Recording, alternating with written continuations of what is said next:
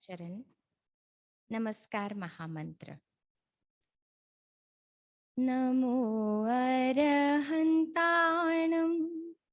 नमो सिद्धाणं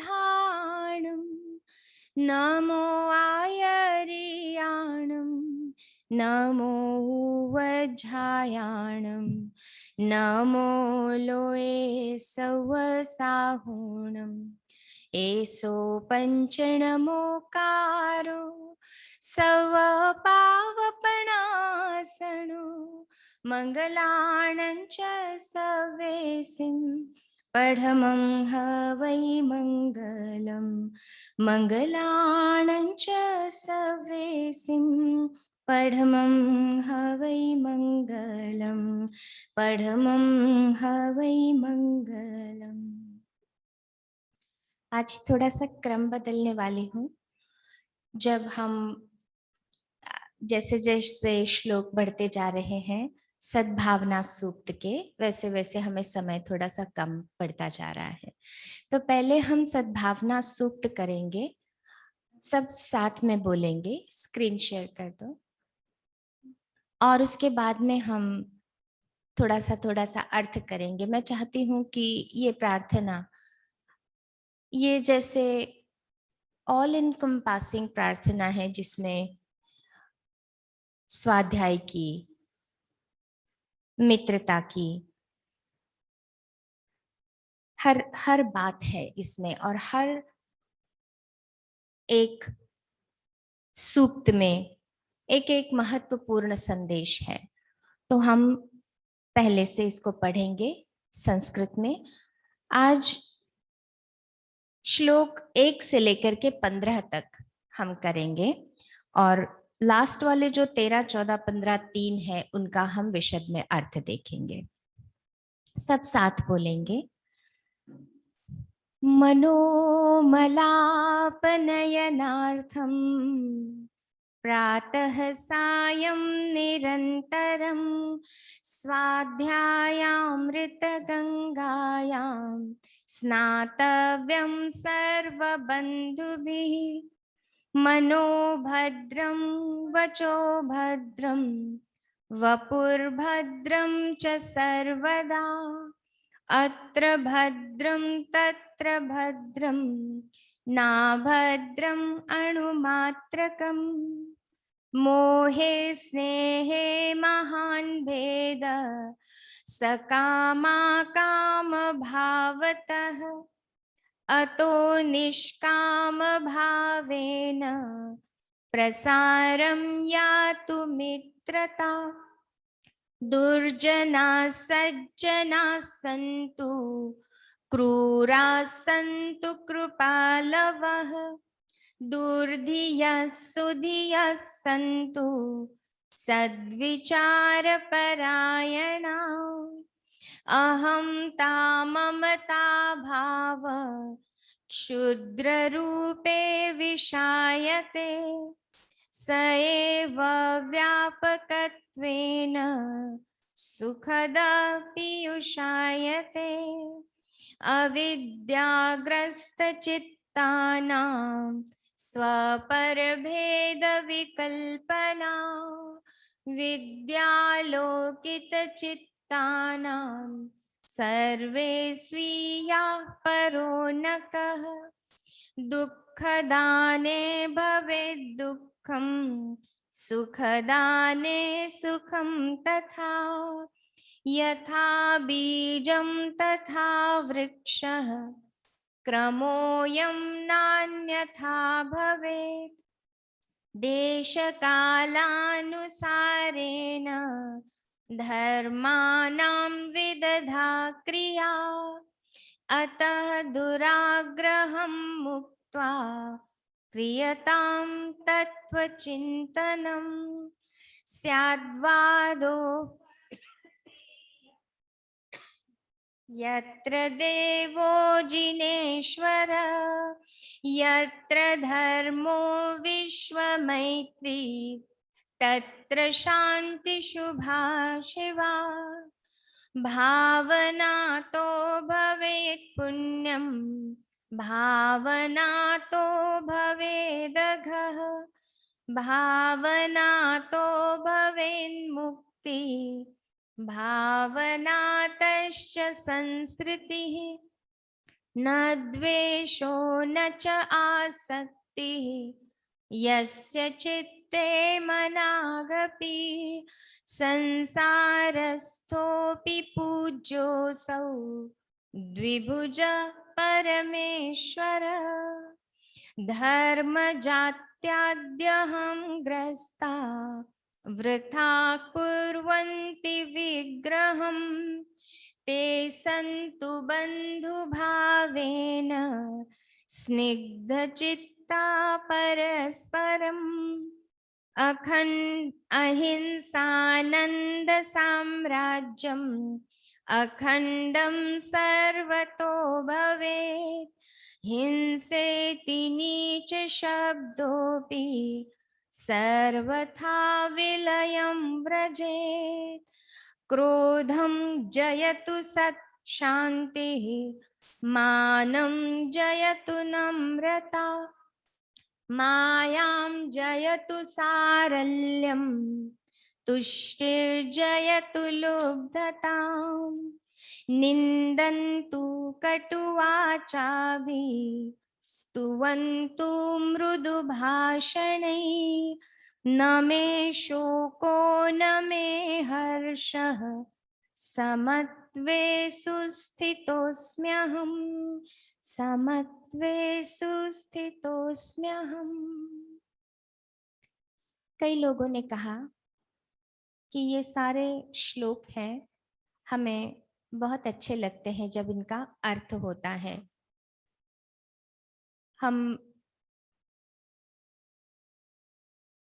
बार बार इसको रिवाइज करते हैं, आपको लगेगा क्योंकि ये संस्कृत है इसलिए थोड़ा सा भाषा समझने में कभी कभी हमें थोड़ी सी तकलीफ होती है जब हम स्वयं पढ़ते हैं, पर जब साथ में पढ़ते हैं तो उनका अर्थ स्पष्ट हो जाता है। पिछले 3 श्लोक कल हमने जल्दी जल्दी लिए थे, 11, 12, 13, सॉरी 10, 11 और 12 तीनों। तो किसी ने कहा कि उनका थोड़ा सा और अर्थ कर दें। तो भावना से पुण्य होता है, भावना तो भवेत् पुण्यम, भावना तो भवेद अघः। बस अधिकतर जो भी कुछ बसा हुआ है वह भावना में है, भाव में। जैसे मैंने कहा कल ताइमा ने बहुत महत्वपूर्ण बात कही, मुझे समझ में नहीं आ रहा था इन 2 चीजों के बीच में कि एक तो विचार है हमारे पास में, हम सोचते हैं कि ये भला है, ये बुरा है, ये ऐसा है, ये वैसा है, और एक भाव है। क्या अंतर है दोनों में? क्या भाव ही विचार है और क्या विचार ही भाव है? तो ताइमा ने कहा कि नहीं, विचार अलग है, भाव अलग है। और ये थोड़ी सी स्पष्टता मुझे हुई तो मैंने सोचा कि मैं I will try to explain it. विचार मन में उत्पन्न होते हैं और भाव और अधिक गहरी अंतस चेतना में उत्पन्न होते हैं। भाव पहले आता है कि मैं किसी को दान दूं, ये भाव है, भीतर से कोई अच्छा भाव उत्पन्न हुआ है। फिर वो विचार में आता है, कैसे करना है, कब करना है, किस तरह से करना है, किसको करना है, उसको कैसे क्रियान्वित करना है, ये सारा विचार। और वह जो विचार है वो भावों की अभिव्यक्ति है, ऐसा ताइमा ने कहा। तो फिर वो मन के लेवल पे आता है और उसको किस तरह से हम क्रियान्वित कर सकते हैं, ये 2 फैकल्टीज हैं। तो ताइमा ने कहा कि हमें भावना पर अधिक ध्यान देना चाहिए क्योंकि विचार वही क्रियान्वयन करता है जो भावों में आता है, तो भाव अधिक गहरे हैं। और जब हम भावों पे कंट्रोल रखते हैं कि कैसे हमारे भीतर में भाव हो, शांति के भाव हो, शुभ के भाव हो, कल्याण के भाव हो, पुण्य के भाव हो, तो जितने भी अच्छे भाव होंगे विचार हमारे उस तरह से उसको क्रियान्वयन करते हैं। तो विचार स्थूल है, भाव अधिक सूक्ष्म है। तो जो भाव भीतर में एक उत्पन्न हुआ कि मैं कुछ अच्छा करूं या मैं किसी का भला नहीं चाहता, उसने मेरे साथ बुरा किया है, उसका भी बुरा ही हो, ये भाव जो है, चाहे हम दान कर भी रहे हो, चाहे हम किसी का कुछ अच्छा कर भी रहे हो, लेकिन भीतर में अगर भावना हमारी शुद्ध नहीं, कुछ चलो ना हटाओ,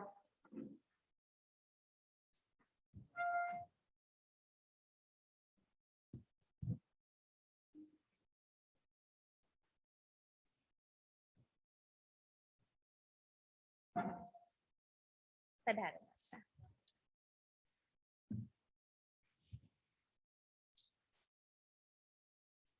इसलिए भाव बहुत महत्वपूर्ण है कि भाव हमारे कैसे हो।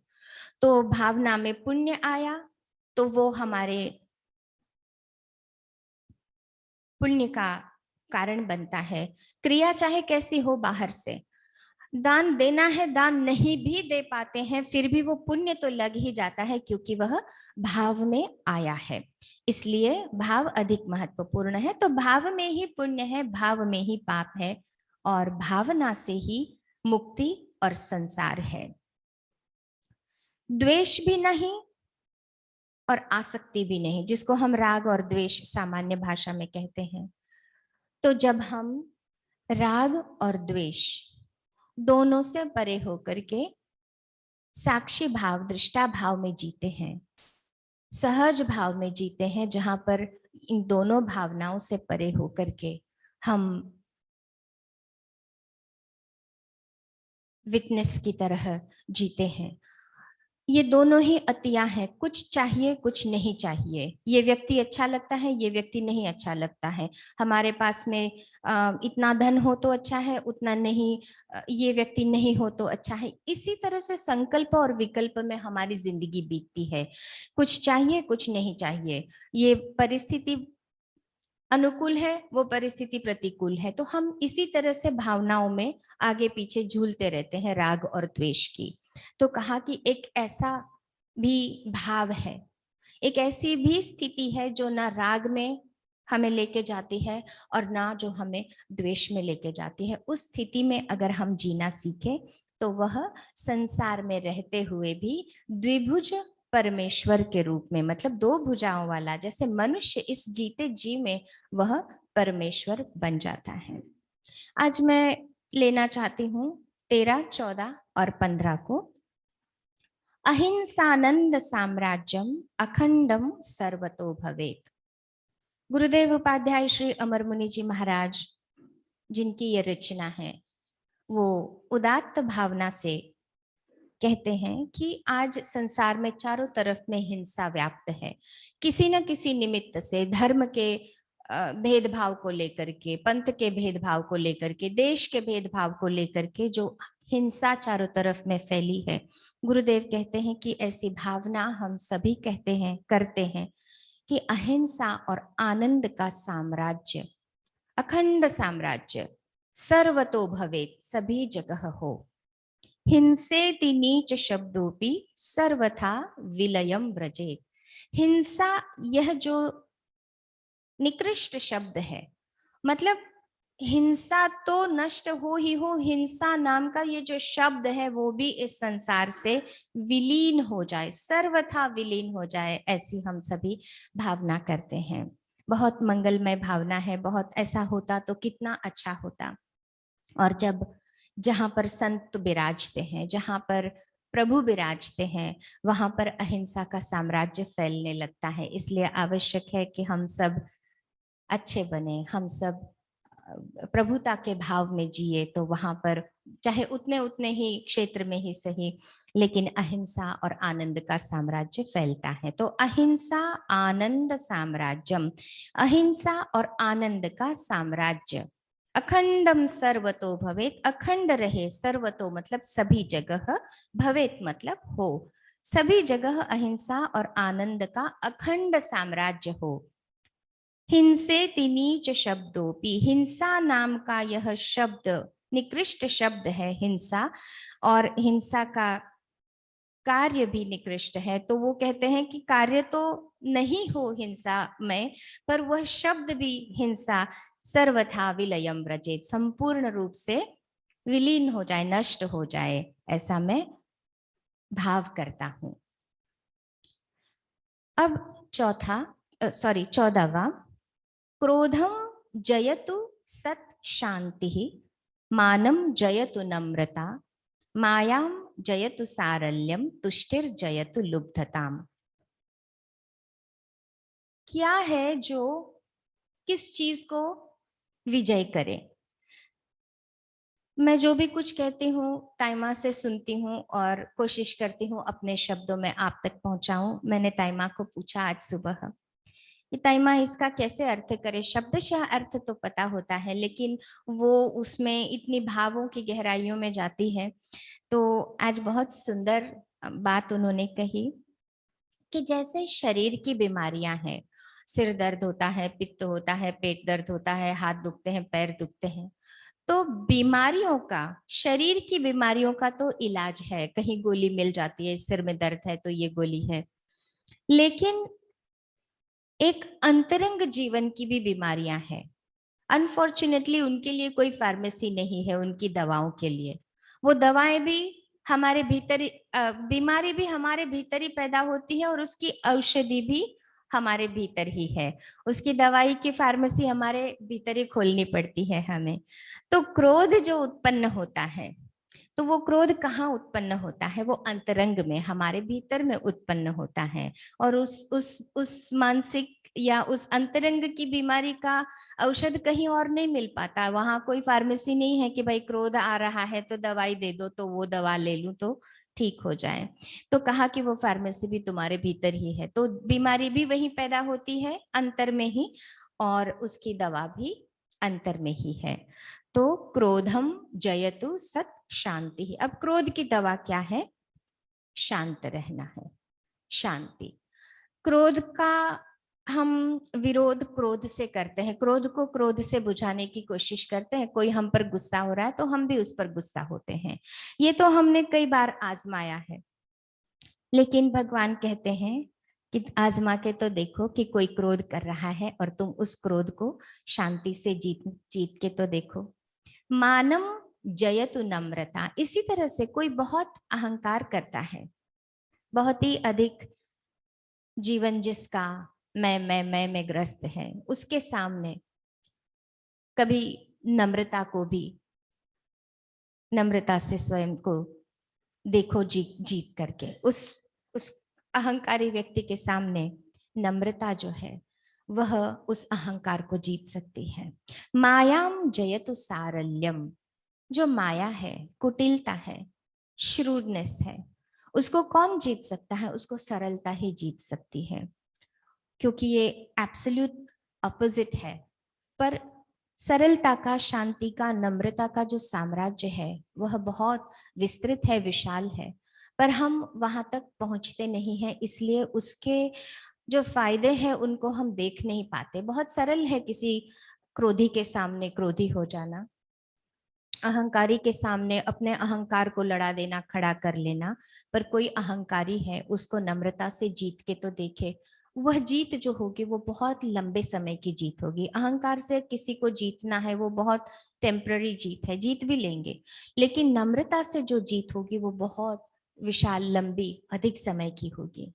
तुष्टिर जयतु लुब्धताम।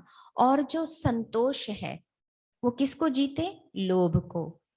मैं भावना भाता हूं कि मेरा जो लोभ है उसको कौन जीते? संतोष जीते।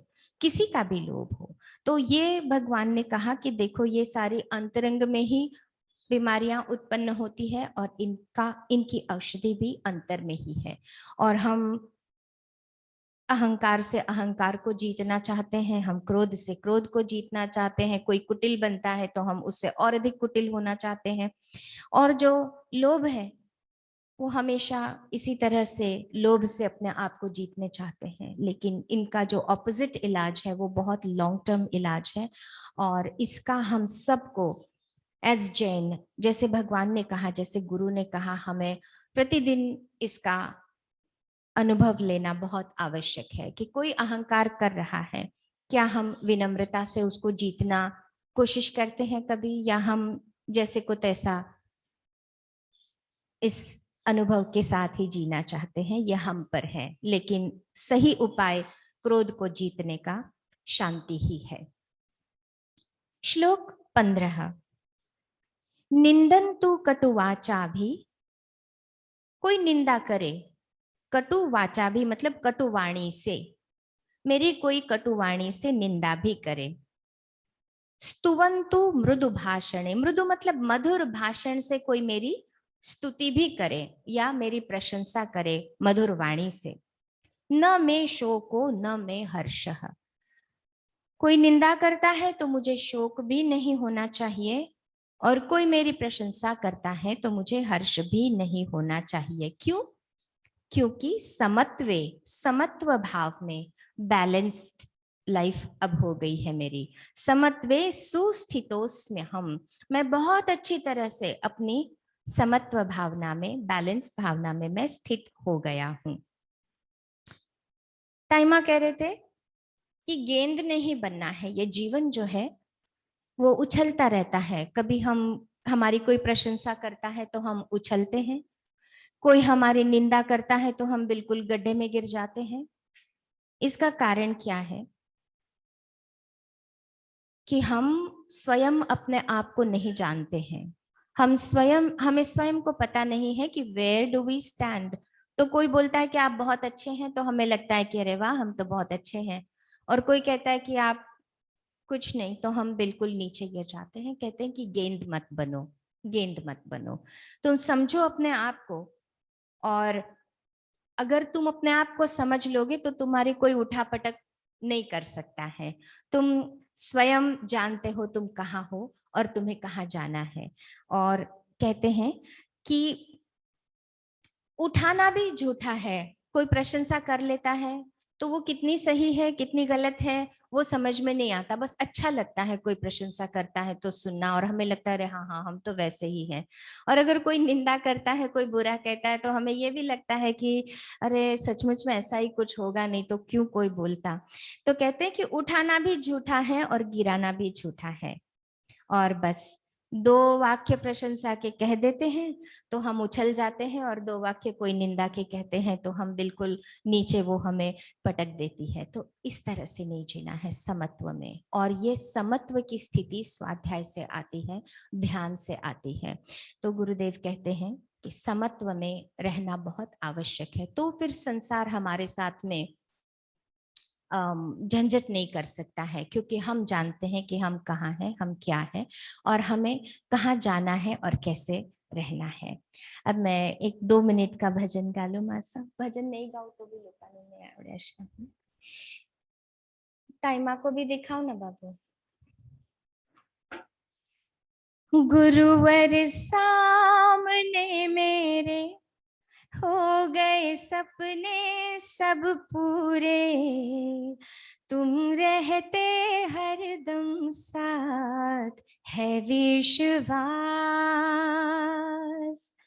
वो सूरज चांद के उजियारे मिट गए सारे अंधियारे, तुम रहते हरदम पास है विश्वास।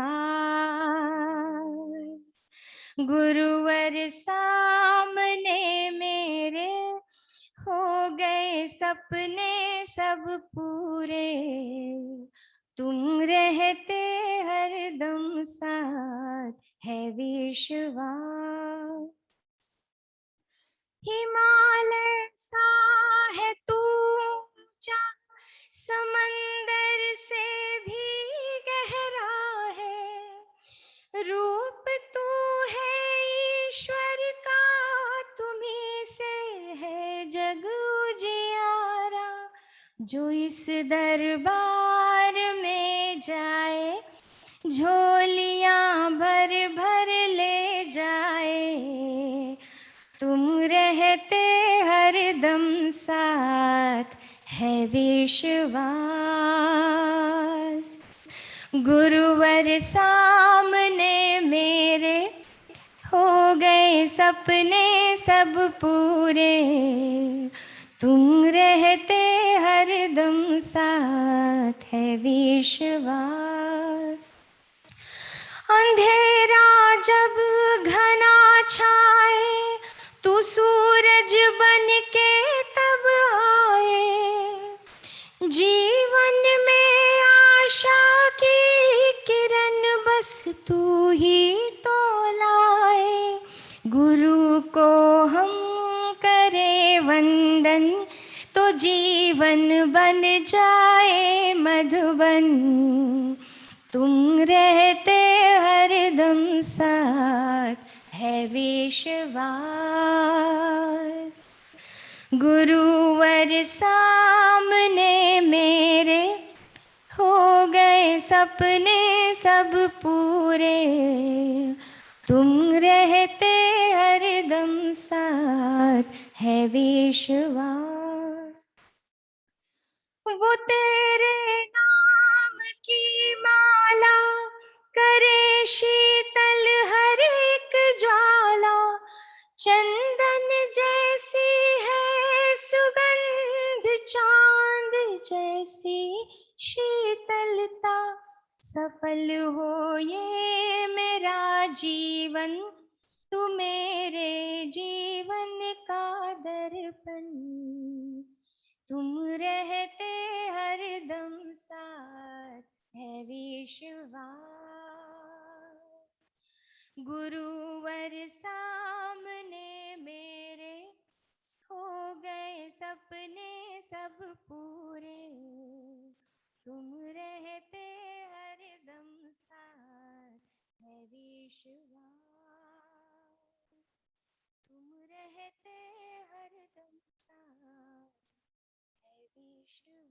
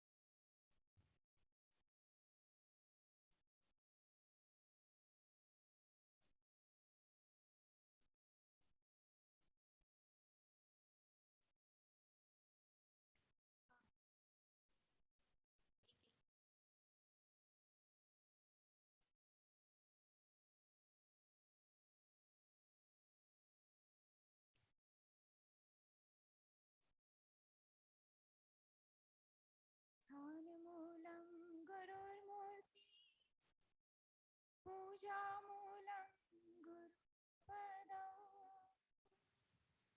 मन्त्रमूलं गुरुर्वाक्यम्, मोक्षमूलं गुरोः कृपा, मोक्षमूलं गुरोः कृपा।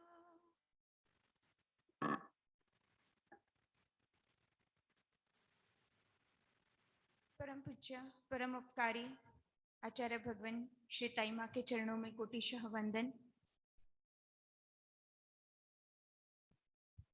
मनुष्य के जीवन में दो प्रकार के विश्व में मनुष्य जीता है, दो प्रकार की दुनिया है मनुष्य की। एक दुनिया है उसकी मन की और दूसरी दुनिया है प्रवृत्ति की। एक वो मन में ही अपनी दुनिया बनाता है, विचारों में जीता है, दूसरा वो बाह्य क्रियाओं में जीता है। और इसी दो विश्व में बटा हुआ मनुष्य का जीवन है। और इस दो पटरी पे, जैसे हम एक ट्रेन को ले ले, रेलवे ट्रैक्स को ले ले, वो एक नहीं है, दो है, लेकिन दो पैरेलल चलती है, एक साथ चलती है। उन दोनों रेलवे ट्रैक्स को अगर हम ध्यान से देखें तो ट्रेन तभी चल सकती है जब दोनों ट्रैक्स के बीच गेज भी सही हो, एक समान चले, ट्रैक्स के वेट सेम हो, साइज सेम हो। अगर दोनों में कहीं भी गड़बड़ हो गई या गेज कम ज्यादा हो गया तो ट्रेन चल नहीं पाएगी। और इसी गेज को हमेशा ठीक करने के लिए, बनाए रखने के लिए वो पट्टियां जाती है और उसके बैलेंस को रखने के लिए ब्लास्ट बिछाए जाते हैं। जीवन के अंदर भी यही चीजें हैं। बट हमारी दुनिया, हमारे विश्व में या हमारे जीवन में कहीं भी गड़बड़ है, अशांति है, तो उसका कारण है कि हमारी जो रेलवे ट्रैक है, ये जो दो ट्रैक है, उसके गेज में कहीं गड़बड़ी है, वेट में कहीं गड़बड़ी है, या दोनों एक साथ पैरेलल नहीं चल रही है। चाहे वो आप भौतिक दुनिया हो, चाहे वो आध्यात्मिक दुनिया हो, ट्रैक दो ही है। आचार और विचार, ये दो ही ट्रैक है। विचार का मतलब है मन की दुनिया, हम उसे इंफॉर्मेशन कह दे, नॉलेज कह दे, लॉजिक कह दे, या इमोशंस कह दे, वो विचारों की दुनिया है। और दूसरी है आचार की दुनिया, जिसे हम क्रिया कहते हैं। ज्ञान क्रियाभ्याम मोक्षः, ये सूत्र हमने बहुत बार सुना है, हम जानते हैं। ज्ञान का अर्थ होता है विचार। ज्ञान प्रवृत्ति में आचार के रूप में आता है। ज्ञान आचार में लाने का कोई अपने पास साधन नहीं है, केवल प्रवृत्ति ही ज्ञान को क्रिया में लाती है। अगर क्रिया है और ज्ञान नहीं है, ज्ञान है क्रिया नहीं है, तो ज्ञान क्रियाभ्याम मोक्षः, मोक्ष नहीं है। दोनों साथ चाहिए। सूत्रकार ने बहुत चालाकी की है यहां, उन्होंने दोनों को साथ मिला के विभक्ति की है। ज्ञान क्रियाभ्याम, भ्याम जो उसका विभक्ति का प्रत्यय, दो शब्दों को मिला के किया है। अब जो तो संबंध है ज्ञान और क्रिया के बीच का, वो हमें ढूंढना है। ज्यादातर किताबों में हम जब ये सूत्र का अर्थ देखते हैं तो द्वंद्व समास किया हुआ है। समास दो शब्दों को एक रूप बनाता है, एक संबंध से दो शब्दों को जोड़ता है। बट हम सिर्फ शब्दों को न जोड़े, ज्ञान वो एक शब्द रूप नहीं है, क्रिया एक शब्द रूप नहीं है, हम साक्षात है। हम में ज्ञान है, हम में ही क्रिया है, वो कहीं और किताबों में नहीं है। ज्ञान भी हम में है, क्रिया भी हम में है, और इन ज्ञान और क्रिया के बीच का संबंध हमें ढूंढना है। द्वंद्व करेंगे, द्वंद्व समास करेंगे तो क्या संबंध होगा? दोनों इंडिविजुअल है, ज्ञान इंडिविजुअल है, क्रिया भी इंडिविजुअल है, पर दोनों साथ है। राम लक्ष्मण जब हम बोलते हैं तो उसका अर्थ क्या होता है? राम और लक्ष्मण, पर जो दोनों साथ हो तभी बोलते हैं, या राम कहीं और है लक्ष्मण कहीं और है तब हम कहेंगे राम लक्ष्मण, दोनों साथ में है। तो जहां ज्ञान है वही क्रिया है, और जहां क्रिया है वही ज्ञान रहे, तभी मोक्ष का मार्ग बनता है। मतलब जहां आचार है वही विचार हो, और जहां विचार है वही आचार हो। ये बात तो हमें समझ में आती है, बट परिस्थिति ऐसी है कि हमारा एक ट्रैक बहुत बड़ा है और दूसरा ट्रैक बहुत छोटा है, नैरो है। एक ट्रैक टर्न में जा रहा है तो दूसरा ट्रैक सीधा जा रहा है, वो कैसे? जब कोई नया विचार हम सुनते हैं, कोई सूत्र की नई तरह से व्याख्या सुनते हैं, तो तालियां बजा के उसको एप्रिशिएट करते हैं। बात सही है कि कुछ नया सुना। रोज एक ही कहानी हम आपको सुनाते रहे, रोज एक ही बात आपको बोलते रहे, तो बोरियत सी हो जाएगी। कुछ नया चाहिए, एवरीडे समथिंग न्यू। तो ज्ञान और विचार के क्षेत्र में तो हमेशा नया चाहिए, बट वो आचार के क्षेत्र में कहां जाता है? आचार के क्षेत्र में हर रोज नयापन, या हल्का सा इधर से उधर आचार कर दिया, मुंह पत्ती मुंह से लेके कमर पे आ गई, क्या हम उसको तालियां बजा के अपनाते हैं, एप्रिशिएट करते हैं? तो विचार, तो यहां हमने अपने रेलवे ट्रैक को गड़बड़ा दी। हमारा ट्रैक ऐसा हुआ कि दो ट्रैक्स के बीच झगड़ा होना शुरू हो गया। टर्न आ रहा था, कर्व था, तो विचार के क्षेत्र ने कहा कि मैं तो टर्न के क्षेत्र में जैसे रास्ता जा रहा है मैं तो मुड़ जाऊंगा, लेकिन क्रिया का, आचार का क्षेत्र, वो ट्रैक कहता है नहीं नहीं नहीं, मैं तो जैसे पहले से चला आया हूं वैसे ही चलूंगा, सीधा चलूंगा। तो दो बातें होगी, या तो ट्रेन का एक्सीडेंट हो जाएगा या वहीं रुक जाएगी। आज यही हुआ है, या तो हम जड़ हो जाते हैं या फिर हम झगड़ना शुरू कर देते हैं। इन दोनों के बीच हम तालमेल बिठा नहीं पाते। जैसे विचार बदले, विचार में नयापन हम अपनाते हैं, तो आचार में भी नयापन अपनाना, जैसे विचार नए हुए वैसे ही आचार भी नया हो। उन दोनों के बीच हम दूरियां बन गई है, हम दोनों के बीच के संबंध को जोड़ नहीं पा रहे। वो जो रेलवे ट्रैक की पट्टियां हैं वो मिसिंग है हमारी लाइफ में। There are the 3 tracks, उनके पट्टियों के 3 कारण है। 1, इन दोनों के बीच हम संबंध नहीं बिठा पाते हैं बिकॉज कांस्टेंट नहीं है, निरंतर नहीं होता। एक चीज होती है कि आज हमने क्रिया की, कल नहीं की, तो उसकी पकड़ नहीं होती। आज हमने भाव किया, कल वो भाव गायब हो गया, तो क्रिया नहीं आएगी। दोनों कांस्टेंट एक साथ नहीं चलते, मतलब दे आर नॉट कांस्टेंट। आज मुझे क्रोध नहीं करना है, ये भाव आया, और उसी हिसाब से, उसी विचार से मेरी आचार में आया कि आज क्रोध आया, लेकिन मैंने निमित्त आने के बाद भी क्रोध नहीं किया, तो मेरी विचार से प्रेरित आचार हुआ, मेरी ज्ञान से प्रेरित क्रिया हुई। वो आज की, कल नहीं की, परसों नहीं की, तो वो कांस्टेंट हमारे जीवन में कोई एक मार्ग नहीं बना पा रहे। And second thing, it should be creative. एक की एक चीज जब हम करते रहते हैं तो क्रिया रोबोटिक हो जाती है या ज्ञान रोबोटिक हो जाते हैं। जैसे हम स्वाध्याय के मामले में कहते हैं सूत्र रटते रहो, बस रट्टा मारते रहते, बट उसके न अर्थ समझ में आता है, न भाव समझ में आता है, बस इतना बोलना है तो बोल देना है। क्रियाएं भी करते करते शायद पहली बार जो क्रिया की होगी तब जो भाव आया होगा वो शायद आज क्रिया में गायब हो गया, रोबोटिक हो गई क्रिया। जिसके पीछे का ज्ञान, उसके पीछे के लॉजिक, उसके पीछे के भाव कहीं खो गए। नहीं थे ऐसा नहीं कहूंगी, थे, लेकिन कहीं खो गए क्योंकि क्रिएटिव नहीं। ताइमा के जीवन में मैंने एक चीज हमेशा की देखी, वर्षों शिलापी जी महाराज भी यही सुंदर बात बता रहे थे, नयापन। नयापन होता है तो आनंद होता है, नयापन आता है वो रचनात्मक होता है, और जब तक रचनात्मक नहीं है, क्रिएटिव नहीं है, इंसान जड़ हो जाता है। और ताइमा हमेशा कहता है जो जड़ होगा वो दूसरों को जकड़ेगा और फिर झगड़ेगा। यही आज हमारी स्थिति है। ताइमा के जीवन के प्रत्येक क्षण को जितना हमने देखा है, समझा है, सुना है, और जो अनुभव किया है मैं वही आज आपके सामने कहूंगी। मैं ये नहीं कहूंगी कि उनकी वो यात्रा की मैं साक्षी रही हूं, मैंने तो सिर्फ उनको अनुभव किया है, सुना है और समझने का प्रयत्न किया है।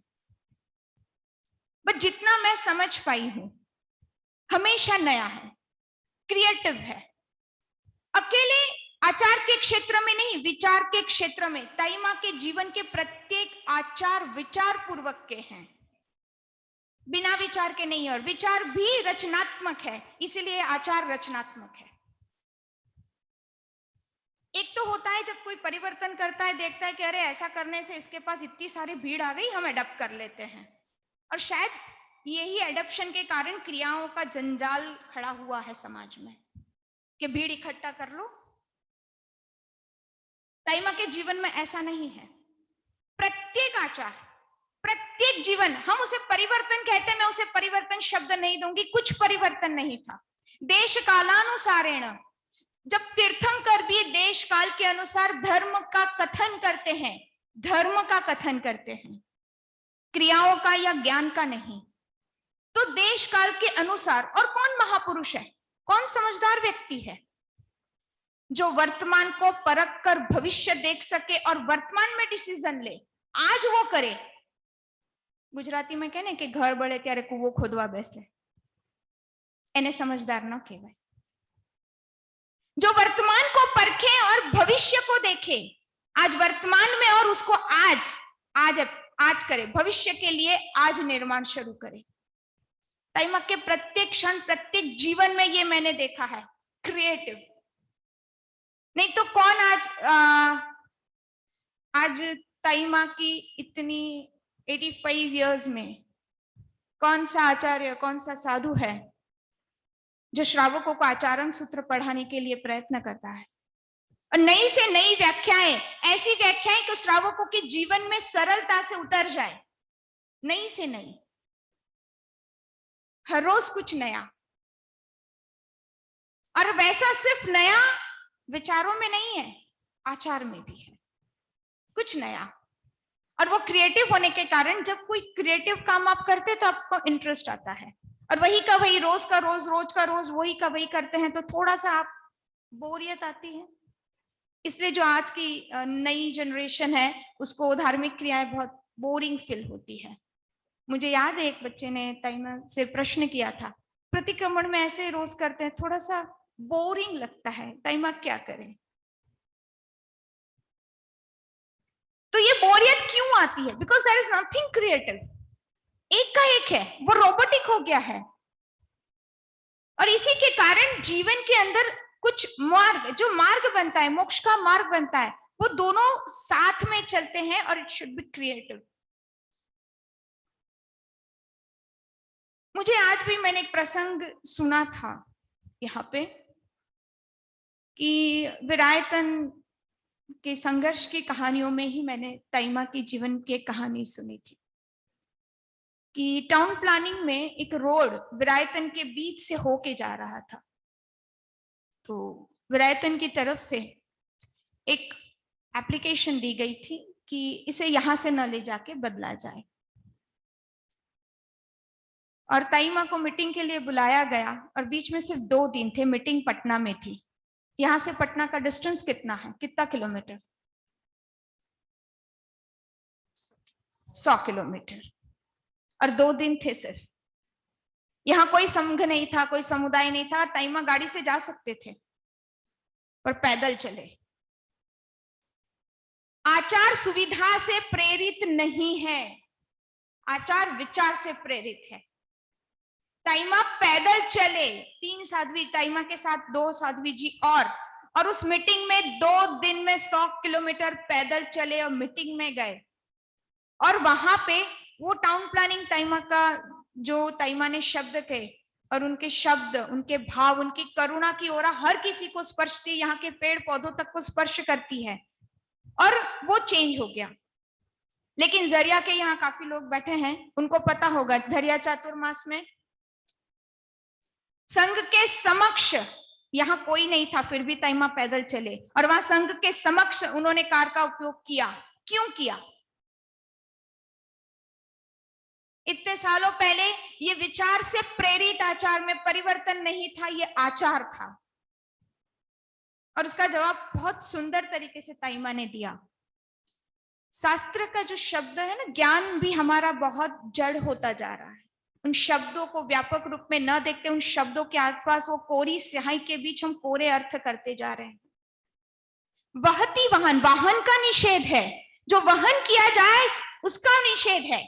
जिसको एनिमल्स चलाए, जिसको मनुष्य खींच के लेके जाए, तो बहुत सीधी सी बात है कि कोई भी करुणापूर्ण व्यक्ति जिसके मन में एक चींटी को भी लेश मात्र दर्द न हो, ऐसे भाव है जो अहिंसा पूर्ण है, वो किसी व्यक्ति पे अपना वजन कैसे दे सकता है खींचने के लिए? तो वाहन का निषेध है, यान का नहीं है। यान का मतलब होता है जो यंत्र से चले, जो यंत्र से चले उसका शास्त्र में निषेध नहीं है। कार यंत्र से चलती है, कोई आदमी उसे नहीं खींचता, कोई एनिमल नहीं खींचता, जैसे बैलगाड़ी, घोड़ा गाड़ी जिसके बैल खींचते हैं। तो यान का शास्त्र में निषेध नहीं है। और भविष्य के आगे के समय में चल के धर्म के प्रचार प्रसार के लिए, भगवान महावीर के संदेश को जन जन तक पहुंचाने के लिए इस चीज को आज शुरुआत करनी जरूर है। ये विचार पूर्वक का आचार था, पर हमारे अंदर से विचार खो गए, आचार रह गए। और इन दोनों के बीच बैलेंस बनाना बहुत जरूरी है। जब बैलेंस नहीं होगा तो मार्ग कभी नहीं बन सकेगा। रेलवे ट्रैक के बीच के गेज भी गड़बड़ा जाते हैं, गेज भी कभी मेल खा जाते हैं, कभी एकदम एक हो जाते हैं ज्ञान और क्रिया, कभी एकदम एक दूसरे से विपरीत दिशा में चले जाते हैं, वापिस एक हो जाते हैं। तो इस तरह से क्या हमारे मोक्ष का मार्ग चल सकेगा? आचार और विचार दोनों की जरूरत है। जितने आचार सरल हो उतने विचार सरल होंगे। जितने विचार सरल होंगे उतनी व्याख्याएं सरल होगी, जीवन सरल होगा, सहज होगा। और जितना विचार हमारा जटिल है, क्रियाएं जटिल हैं, इसका कारण है हमारे विचार भी उतने जटिल हैं। हमें उसे व्यापक रूप में न देख के एक छेद से देख रहे हैं। एक छेद से अगर हम दुनिया देखेंगे तो इतनी ही दिखेगी, लेकिन अगर उस छेद से बाहर निकल के अपनी आंखों से दुनिया देखेंगे तो दुनिया बहुत बड़ी दिखेगी। आज हम शास्त्र को, धर्म को छेद से देख रहे हैं, इसलिए छोटे संकीर्ण दिखते हैं और हमारी मानसिकता भी संकीर्ण होती जा रही है। और इसे हम इस छेद को हटा के अपनी आंखों को देखें, वो चश्मे जो चढ़ा रखे हैं उसे निकाल के हम देखें, तो व्यापक अर्थ में हमें विचार समझ में आएंगे। हमारे विचार व्यापक होंगे, अर्थ व्यापक हैं, ज्ञान व्यापक अर्थ में होगा, तो क्रियाएं भी उसी व्यापक अर्थ में हमारे जीवन में आएगी। मेरी यहाँ पे मैं हमेशा आई तो एक चीज मैं हमेशा सुनती आई विरायतन के लिए। विरायतन के 3 सूत्र हैं, सेवा, शिक्षा और साधना। पर मैं यहाँ थोड़ा सा करेक्शन करना चाहूंगी। मिच्छामि दुक्कडम ताइमा, मैं यहाँ थोड़ा सा एक करेक्शन करना चाहूंगी। ये 3 सूत्र है ही नहीं, वो सिर्फ एक है।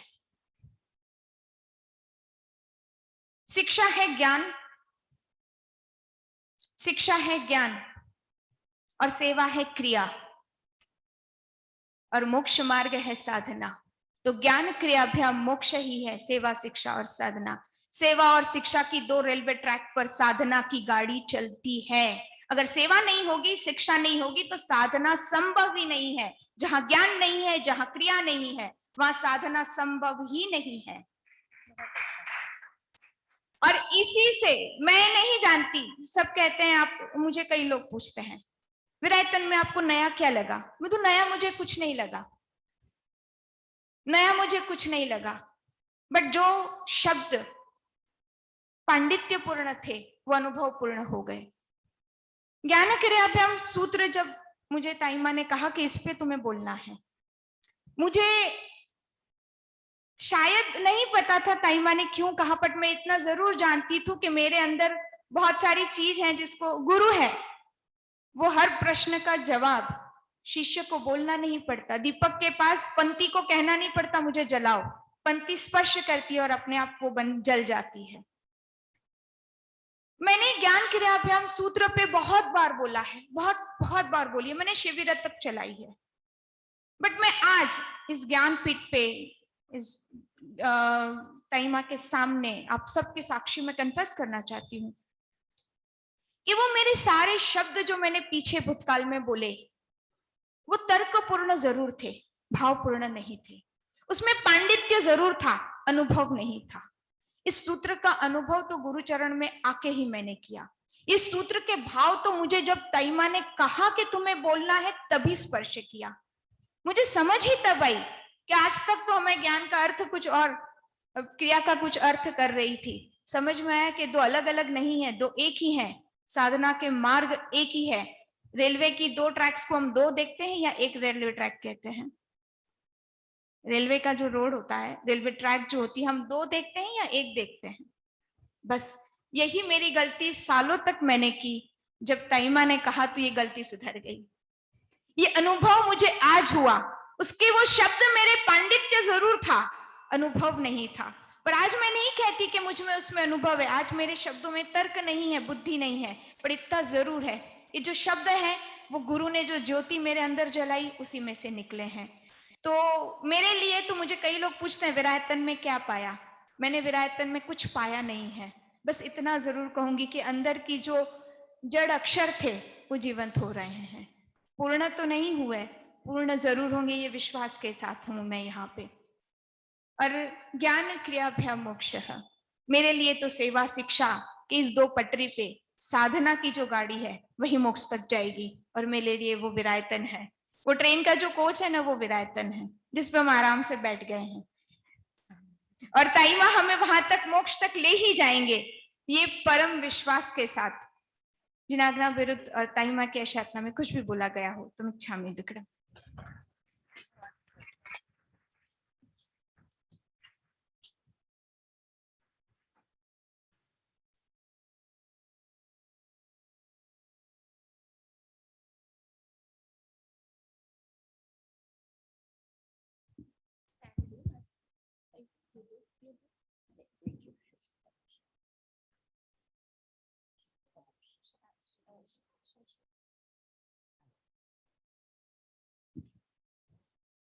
शाश्वत जी के लिए शायद बहुत सारे लोगों ने इनको पहली बार विरासत में देखा है। दिव्या जी जो साथ में है वे उनकी बड़ी बहन है और शाश्वत जी छोटी बहन है। उनके पिताजी बैठे हैं, उनके माँ कमला जी यहीं पे हैं। 2 वर्ष पहले वे यहाँ पे आए थे, परिवर्तन था थोड़ा सा, वहां से आए थे और यहाँ आने के बाद में यहाँ के विचारों से, यहाँ की जीवन पद्धति से उन्हें ऐसे लगा कि अगर हमें आपके साथ रहने का मौका मिल जाए तो हमें बड़ी खुशी होगी। और अत्यंत प्रेम और सम्मान के साथ में दिव्या जी और शाश्वत जी और पूरे परिवार के सहयोग से, उनके आशीर्वाद से उन दोनों ने अपना जीवन विरासत के लिए समर्पित किया है और विरासत के प्रत्येक कार्य में अत्यंत तन्मयता से, प्रेम से लगे हुए हैं। विरासत में एक जरूर हुआ है कि उपदेश तो उपदेश है, उपदेश तो उपदेश है, लेकिन उपदेश के साथ साथ जीवन को भी उसी दिशा में बदलने का पूरा प्रयत्न किया है। शिष्य बनाना एक अलग बात है, लेकिन गुरुत्व स्थापित करना एक अलग बात है। पूरी कोशिश की है, यहाँ पे जो भी लोग आए उनके भीतर की दिव्यता जगे। अभी जैसे मैं सुचिता जी को बुला रही हूँ, वर्षों से जैन परंपरा में, जैन धर्म में इनका जन्म हुआ है। इनके श्वसुर जी बिरल के पिताजी, तुम्हारे श्वसुर जगजीवन दास जी, शायद कलकत्ता के लोग उनको पहचानते हों। वे कलकत्ता में रहते थे और राष्ट्र संत पूज्य गुरुदेव के भी शिष्य थे और उनके प्रवचनों को, जो अध्यात्म प्रवचन प्रकाशित हुआ था उनके द्वारा हुआ था। चंद्रबदन उन पुस्तकों के संपर्क में जानता होगा। इनके श्वसुर हैं और विरल आज जिस क्षेत्र में है, और सुचिता जी बिजनेस के क्षेत्र में सैकड़ों कंपनियों की ओर सीईओ है और छोटा सा परिवार है, एक पुत्र है, पत्नी है उसकी, 2 बच्चे, छोटा सा परिवार है। अध्ययन में अभिरुचि, संस्कार की एक देन और उसी में से आगे बढ़ते बढ़ते विरासत के संपर्क में आए और विरासत की आत्मा के साथ जुड़ गए हैं, विरासत के विचारों के साथ जुड़ गए हैं। मुझे बड़ी खुशी है कि उन्होंने, जिसे मैं बराबर कहा करती हूँ कि जिंदगी का एक पड़ाव ऐसा आ जाए जहाँ पे परिवार के लोगों को बोझ महसूस होता है, जिनको संभाला है, संभाला है, उठाया है। आज उन लोगों के लिए भी लगता है कि अब ये जो बड़े बुरे हो गए हैं, अब किस काम के हैं, केवल टक टक कट कट करते रहते हैं। और ऐसा अवसर आए इसके पहले ही अपने आप को क्या कर दो, इससे पहले ही अपने आप को। और प्राचीन ऋषि इस बहुत इस वैज्ञानिक बात को, इस सत्य को उन्होंने जनता के समक्ष रखा था कि 25 वर्ष तक जिंदगी की तैयारी, 50 वर्ष होते तक रचनात्मक, 50 से 75 वर्ष तक क्या करना है, घर में रहो पर घर से, घर के भार से, घर के बोझ से अगर वो सहयोग मांगे तो दे दो, लेकिन हो करके कट कट टक टक तुमने ऐसे क्यों किया, तुमने ऐसे क्यों नहीं किया, ऐसे करना बंद कर दो अगर शांति से जीना है तो। मैं सभी लोगों से कहना चाहती हूँ कि यहाँ पे काफी लोग हैं, ऑनलाइन पे काफी सुन रहे होंगे। एक निश्चित रूप से एक दूसरी पीढ़ी आपके समकक्ष जब खड़ी हो जाती है तो उस समय अपने आप को उस जिम्मेवारी से मुक्त कर दो। मार्गदर्शन चाहे, आशीर्वाद चाहे, दे दो, पर ये करो और ये मत करो, इस प्रकार की भाषा बोलना बंद कर दो। वानप्रस्थाश्रम जैसे बस रहे अलग से। और फिर 75 से 100 साल तक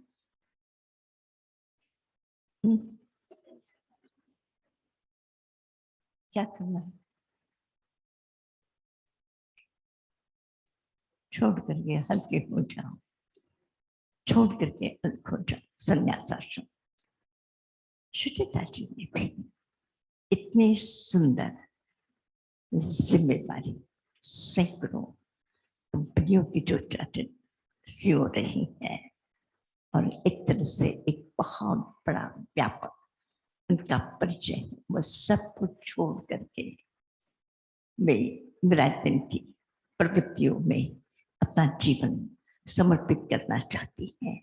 हम विराटन परिवार उनका प्रेम पूर्वक स्वागत करता है, सम्मान करता है, हर तरह से संपन्न है, हर तरह से प्राज्ञ है, हर तरह से सक्षम है।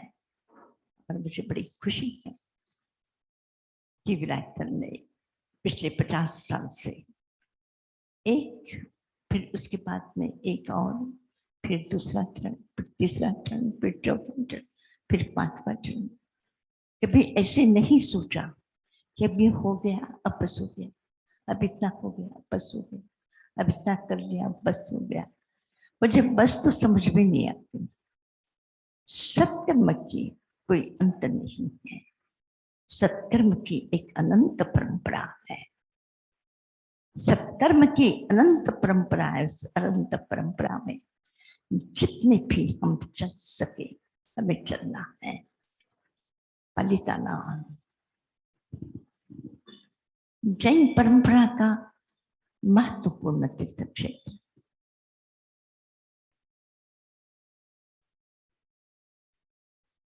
प्रत्येक व्यक्ति अपने जीवन में सोचता है, प्रत्येक व्यक्ति सोचता है कि जीवन में एक बार तो भगवान ऋषभदेव इस अवसरपणी चक्र के कौन है? धर्म की शुरुआत किसने की? पशुओं का सा जीवन था, उस जीवन को इंसान और इंसान के भीतर में छुपा हुआ देवत्व, उसको जगाने का ज्ञान किसने दिया इस पृथ्वी पर? सबसे पहले भगवान ऋषभदेव। भगवान ऋषभदेव, और ये भगवान ऋषभदेव की पालिताना क्या है? उनकी वह पालिताना क्या है? भगवान ऋषभदेव का समोषण, और इसलिए वो पालिताना एक शाश्वत तीर्थ के रूप में माना जाता है, शाश्वत तीर्थ के रूप में पालिताना है। तो उस पालिताना में विराटन पिछले 3 वर्ष से वहां के बच्चों के लिए 8वीं क्लास तक स्कूल चालू हो गया है। पहले दूसरे से शुरुआत करके 2-2, 3-3 क्लासेस करते थे। आज 8वीं क्लास तक 450 बच्चे अभी वहां पे पढ़ रहे हैं। और इसी तरह से मुझे हमेशा ऐसे लगा कि आंखें पैक करके, आंखों की तकलीफ बहुत लोगों को होती है, बहुत लोगों को होती है। और जो सर्वसामान्य लोग होते हैं उन लोगों के लिए शहरों में तो व्यवस्थाएं हो जाती, लेकिन देहातों में वो व्यवस्था नहीं हो पाती। तो ऐसे सोचा कि तीर्थ क्षेत्र सैकड़ों साधु साथी वृद्ध हैं, वे पैदल चलते हैं, वे वाहन का उपयोग नहीं करते। उन लोगों को भी आंखों की तकलीफ हो जाती है, कभी डॉक्टर आते हैं कभी नहीं आते हैं।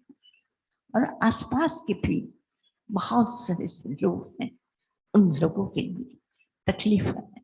तो इसके लिए वहां पर भी एक नेत्र का एक आधुनिक, अत्याधुनिक और अच्छे से अच्छे साधनों के द्वारा संपन्न आदिनाथ नेत्रालय, जैसे यहाँ पे नेत्र ज्योति सेवा मंदिरम, उसी प्रकार से पालिताना में भी 2 साल हो गए, 2 वर्ष हो गए और सैकड़ों ऑपरेशन वहां पे हो गए। हजारों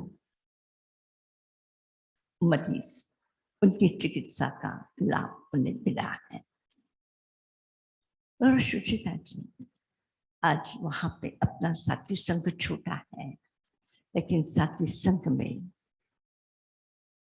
डॉक्टर साथी चेतना जी और संगमित्रा जी, और कभी कभी कोई भी जाते आते रहते हैं उनके साथ। इस बार में श्रुति जी थे, कभी निशांत जी, कभी साधना जी, कभी मैं, कभी शराबी जी, कभी न कभी कोई न कोई जाते आते। अभी शाश्वत जी को भेजेंगे, कभी दिव्याशी जी को भेजेंगे। इस तरह से पालिताना में लोगों को परिवर्तन होता रहता है। लेकिन एक ऐसा एक कड़ी के रूप में कि जिसे आगे पीछे का पूरा ध्यान हो, इस दृष्टि से संगमित्रा जी और इस काम को सुचिता जी को एक जिम्मेवारी सौंपी गई है कि पालिताना के काम को आपको देखना है। मैं सेक्रेटरी हूँ पालिताना कमेटी की सेक्रेटरी राजेश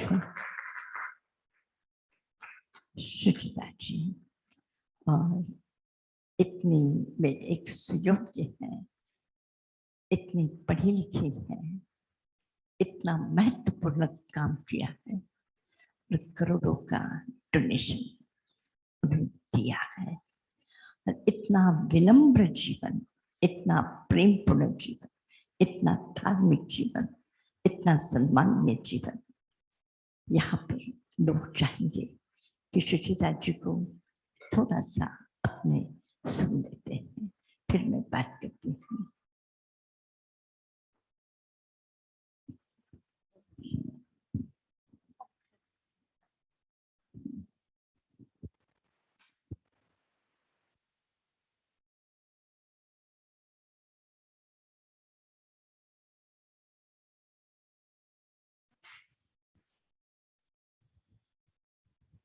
महफूज चालू। हाँ, sorry.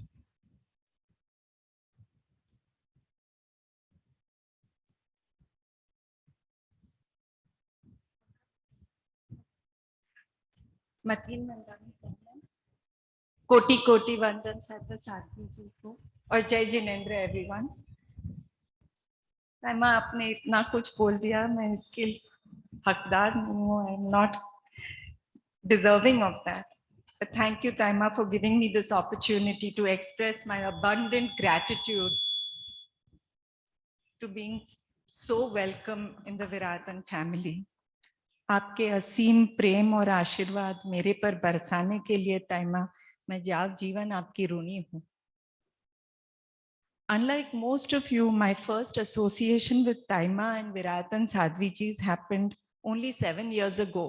Though my grandparents, my husband's grandfather has been associated as an Anuyayi of Gurudev, and my other relative is Khanderia ji, Harakchand ji Khanderia of Virayatan. But वो मेरे ससुर पक्ष से पर जब से मैं ताइमा से मिली हूँ तब से मेरे लिए धर्म का अर्थ एक जीवित सा रूप लेने लगा।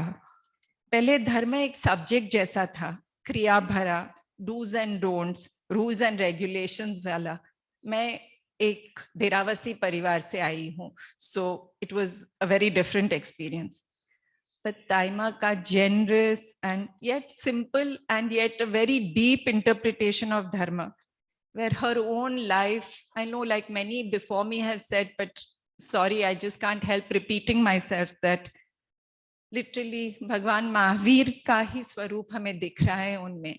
You know, it is his preachings that she has embodied. Her gentle but firm and decisive manner, her untiring, fierce commitment to spread compassion in action, her vision to introduce change in modern times, yet keeping traditions alive with a meaning, have left me and all those who get an opportunity to meet her in deep awe of her divine person.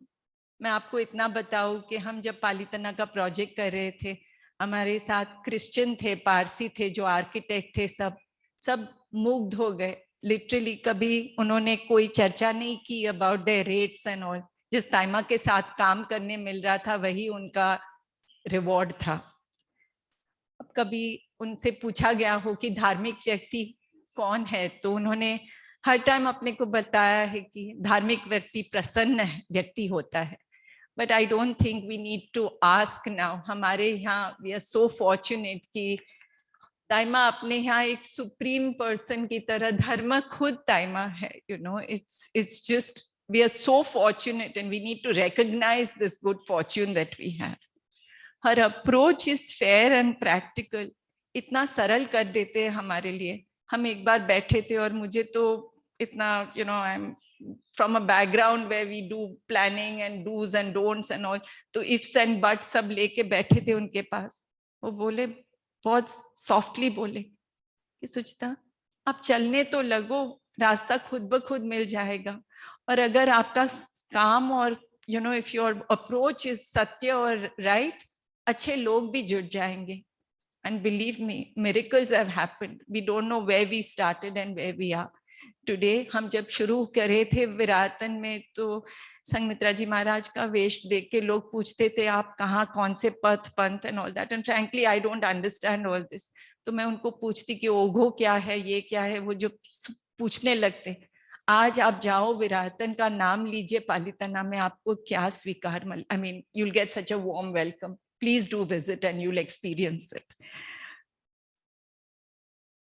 It has, of course, been the untiring efforts and vision of Taima and her learned and extremely capable, hardworking and unselfish Sadhvi Sangh that today Viratan has multiple projects world over engaged in alleviating the pain of humankind.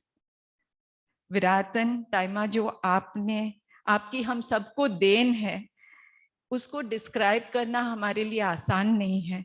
हर व्यक्ति का अनुभव personal है और अलग होगा। यहाँ कितनों को शिक्षा की देन मिली है, कहीं को इलाज करवाया गया है, और वर्ल्ड ओवर से लोगों के जीवन में साधना के बीज यहाँ से बोए गए हैं। हमारे जीवन जो यूं ही व्यर्थ में यानी जस्ट रेगुलरली पास हो रहे हैं, को एक आपने एक ध्येय का दीपक जैसा विरातन के माध्यम से जलाया है ताइमा, तो हम उसका रिस्पेक्ट करें और उसको we should not take it for granted is my little plea to everyone. हम सबको विरातन द्वारा आपने हमारी संकुचित छोटी दुनिया, जहां हम मोह के बंधन में sort of stuck है, से छूटकर एक व्यापक स्नेह भरे संसार में जहां हम इस जीवन का सदुपयोग कर सके, where we can make some impact to society at large, ऐसा एक प्लेटफॉर्म दिया है। ताइमा, आपके सानिध्य में पालितना में काम करने मिल रहा है, वो मेरे लिए एक अमूल्य वरदान है। Thank you so very much. Thank you. मैं सोचती हूँ कि हम आपसे और सभी साध्वी जियों से बहुत कुछ हर दिन लेते गए हैं। गुरु दक्षिणा में के रूप में हम आपको क्या देता है माँ, प्लीज कभी तो बता दीजिए कि हम क्या कर सकते हैं। हम लेते ही गए हैं तैमा, ये ऋण हम कब चुका पाएंगे। मैं सर्व साधक भाई बहनों को विद ऑल ह्यूमिलिटी और नम्रता से अपील करूंगी कि सब यथाशक्ति विराटन की प्रवृत्तियां में अपना समय कमिट करें। Maybe 1 week, 1 month, whatever, आप पूछे, there are, you can volunteer in schools, hospitals, या गुरुदेव और ताइमा के वर्क्स है उनका ट्रांसलेशन करवा में आपका समय दे सकते हैं, आप हेल्प कर सकते हैं। या कुछ नहीं तो आप अपने बच्चों को भी यशा जी महाराज, संगमित्रा जी महाराज, शिलापी जी महाराज, सबके, साधना जी महाराज आगमों के प्रवचन देते हैं ऑनलाइन, अब के जूम के माध्यम में।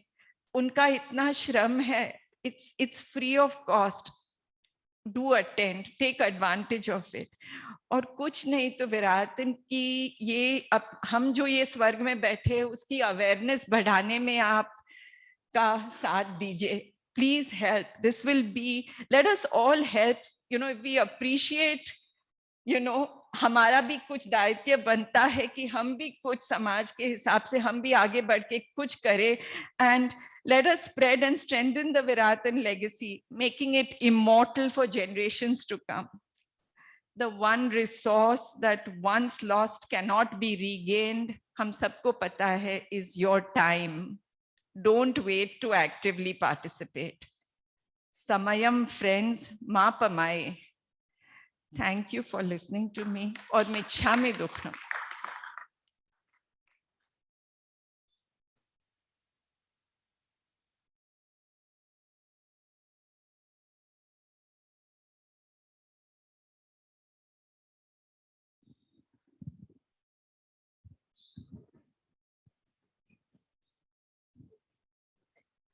पंखा और आवाज बहुत आता है मुझे। खिड़कियां खोल दो, और खिड़कियां खोल दो, सब खिड़कियां खोल दो, खिड़कियों से हवा आएगी। क्यों खिड़कियां बंद करो, तो जो घबराहट हो, खिड़कियां बंद कर, मुझे घबराहट हो।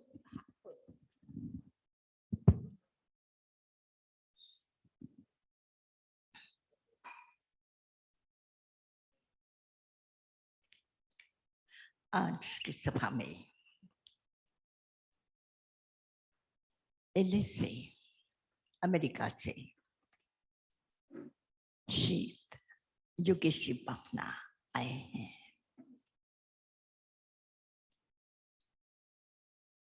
20 वर्ष से ज्यादा समय हो चुका है मैं अमेरिका जाती रही हूँ, और 22 कंट्री, 30 साल से, सब बच्चा चुके कि मैं 30 साल से अमेरिका जाती रही, और तब से बराबर विराटन के विषय में लोगों के पास काफी अच्छी जानकारी पहुंची है, और अनेक लोग यहाँ पे आए और देखा है। यहाँ की सेवा तो सेवा है, संस्कार तो संस्कार है, लेकिन इन सेवा और संस्कार में किसी भी प्रकार का कोई बंधन नहीं है, जो कि महावीर ने कहा था। इस अच्छाइयों को सीमाओं में मत बांधो,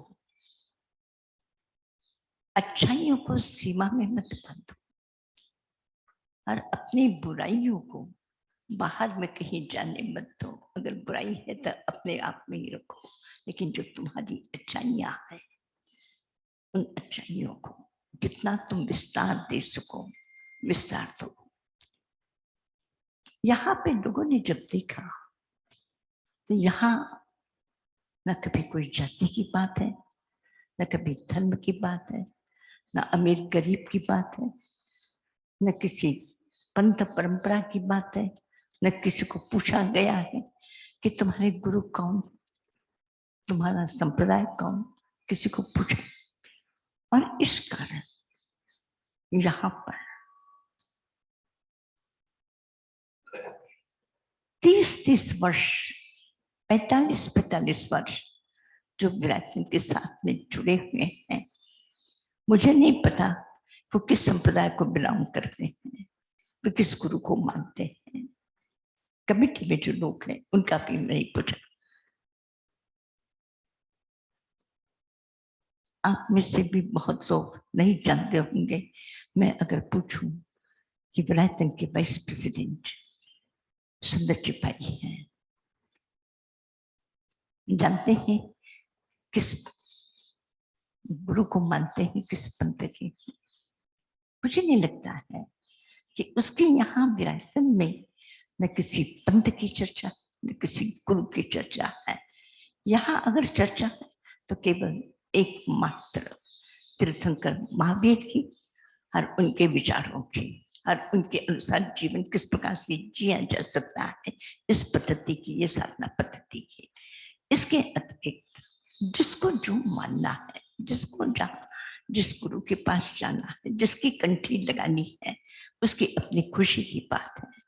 यहाँ केवल अगर कोई बात है, और यही कारण हुआ कि अमेरिका में हजारों व्यक्ति परिचय में आए, लेकिन मुझे नहीं पता कि कौन व्यक्ति किस संप्रदाय के हैं।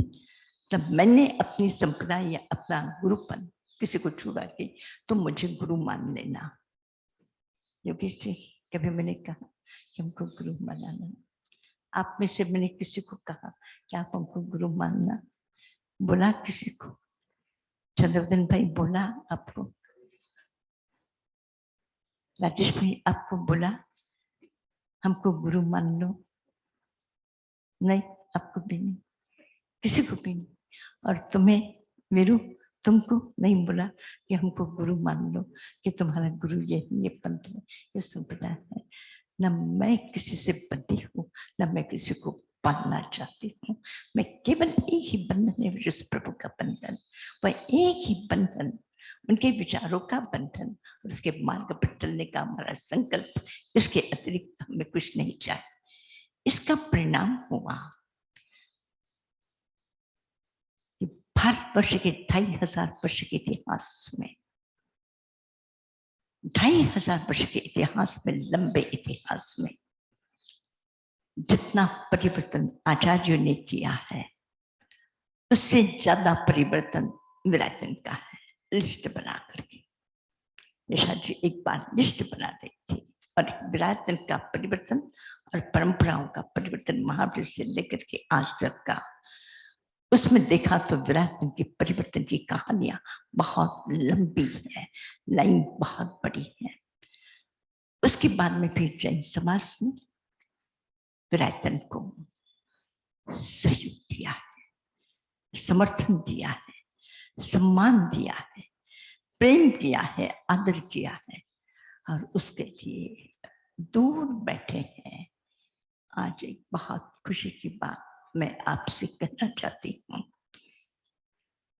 पिछले कई दिनों से मुझे ऐसे लगता था कि राजगृह शुभम जी के स्वर्गवास के बाद बहुत ही एक मन को व्यथित कर देने वाली वो घटना थी। उस घटना ने मेरे मन को विचलित कर दिया कि यहाँ अगर स्वास्थ्य के लिए अच्छी कोई व्यवस्था होती तो शायद हम शुभम जी को बचा सके होते। मैं ये बात जानती हूँ कि जो होना है वह हो के रहता है, लेकिन उसमें हमारा निमित्त बन जाए तो हमको पीड़ा होती है। कम से कम हमारा निमित्त ना बने। और इस कारण मुझे पीड़ा हुई कि यहाँ अगर कोई अच्छा स्वास्थ्य, कोई अच्छा चिकित्सा केंद्र होता तो शायद शुभम जी के लिए इस कष्ट में से वो बचाया जा सका था। और उसी समय मैंने सोचा कि यहाँ पे एक डायग्नोस्टिक सेंटर होना चाहिए। जैसे ही बात की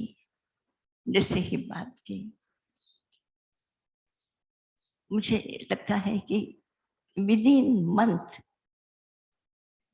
मंथ उसकी जितनी रिक्वायरमेंट थी 24-25 करोड़, उतने आश्वासन केवल ऑनलाइन कि आप यहाँ चाहते हैं। हजारों यात्री आते हैं, लाखों लोग यहाँ आसपास में रहते हैं। यहाँ पे उनके स्वास्थ्य चिकित्सा का जो उचित प्रबंध होना चाहिए राजगीर के आसपास में कहीं नहीं है। यह व्यवस्था होना जरूरी है। लोगों को ये बात मेरी समझ में आई और लोगों ने इतने थोड़े समय में, कुछ दिन के बाद ऐसा लगा कि भगवान की भूमि में राजगीर का पिछले 5-7 वर्षों में बहुत विकास हुआ है। बहुत यूनिवर्सिटी, आप सोच सकते हैं 550 एकड़ जगह, यहाँ से उत्तर साइड में जहाँ आप बैठे हैं, यहीं से अगर ऊपर में जाके कहीं से देखेंगे तो आपको दिखाई देगी 550 एकड़ में नालंदा विश्वविद्यालय बना है। और आसपास में कितने ही होटल्स, कितनी ही संस्थाएं, कितने ही दर्शनीय स्थल, ग्लास ब्रिज राजगीर जैसी जगह में, जर्मनी में है और एक दो देश में है, यहाँ पर भी। और इस तरह से दर्शनीय, और कम से कम 15 से 20 लाख यात्री प्रतिवर्ष राजगीर में आते हैं। और इस कारण उनकी व्यवस्था के लिए भी काफी बड़े बड़े ऑफिसर्स हैं, लोग रहते हैं, लेकिन उनके बच्चों की शिक्षा की अच्छी व्यवस्था नहीं है शिक्षा की अच्छी व्यवस्था। मुझे ऐसे लगा कि यहाँ पे एक विद्यालय, एक अच्छा विद्यालय राजगीर में बनना चाहिए। संयोग से आज से 48 वर्ष पूर्व जब ये इतनी जगह ली थी, इसके आगे ही और अपने 13-14 एकड़ जगह और ले ली थी। लेकिन कुछ लोग, 2-4 लोग रहते थे वहां पे। मैं उसकी लंबी चर्चा अभी नहीं करूंगी, लेकिन मैं कार्यकर्ताओं के समक्ष ये बात जरूर कहना चाहूंगी कि उस समय अगर ये बात मान लेते, आज सती संप्रज्ञा जी वर्षों से उस जगह पर अनधिकृत जो लोग बैठे हैं उन लोगों से हल खाली कर दिया जाए और राइटिंग की और स्कूल की प्रवृत्ति चालू कर दी जाए, इसके लिए प्रयत्न कर रहे हैं। आप देख रहे हैं संप्रज्ञा जी को किस प्रकार से वे मेहनत कर रही हैं। समझाना आसान नहीं है, समझाना आसान नहीं है, और ऐसे लोगों से उनको समझा बुझा करके लगभग थोड़ा और समय चाहिए, निकल जाएगा। इस जगह पे मैं स्कूल बनाने का सोच रही थी और ऐसे ही समय में मैंने जैना से बात की, अमेरिका में जैना से बात की और लोगों से भी बात की। कनाडा में श्रीमती लवता चौकसी बहुत सुयोग्य व्यक्ति, डॉक्टर है, समाज में प्रतिष्ठित है, वे जैना की प्रेसिडेंट भी रह चुकी है, बहुत सक्षम नारी है। उन्होंने, मैंने एक शब्द भी उनसे नहीं कहा, मेरी बात भी ऐसे बहुत बार मिले हैं, प्रोग्राम में मिले हैं, कच्ची ग्रुप के जब कभी कार्यक्रम होते थे तो उन कार्यक्रमों पे भी मैं उनसे विकेट में बैठ करके बात करती रही हूँ। उनके विचारों से, मेरे विचारों से हम सहमत। लेकिन इस काम के लिए कि यहाँ पे स्कूल बनाना है, उसके लिए मैंने उनसे कोई बात नहीं की। उन्होंने अपनी खुशी से ही दिलीप भाई जहाँ यहाँ पर भी लिछवाड़ में जैना का जब स्कूल बना था तो उसके लिए भी उन्होंने बहुत कोशिश किया। विराटन की कहीं पर भी कोई भी प्रवृत्ति होती है वे सक्रिय होकर के काम करते हैं। उन्होंने उसके लिए पूरा का पूरा सहयोग दिया है। वे भी प्रकाश भाई इन सब लोगों के प्रयत्न से लता चौकसी ने $1 मिलियन स्कूल के लिए डोनेशन अर्पित किया। विराटन परिवार उनको अंतःकरण पूर्वक उनका अभिनंदन करता है, धन्यवाद देता है और उन्हें योगेश भाई जो उनके संदेशवाहक हैं और विशेष करके ये जो डायग्नोस्टिक सेंटर बनाने में योगेश भाई ने जिस तरह से मेहनत की है। योगेश बापना विराटन इंटरनेशनल कमेटी के सदस्य हैं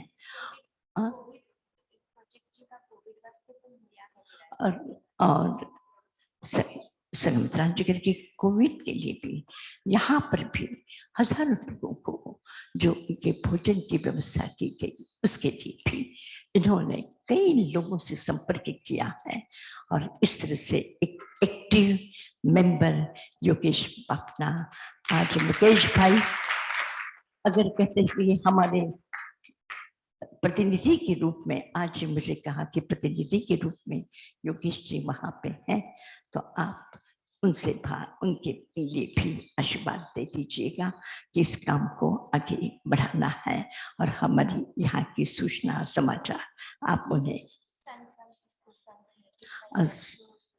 और सैन फ्रांसिस्को में बस एक और महत्वपूर्ण घटना संघमित्रा जी की बड़ी दीक्षा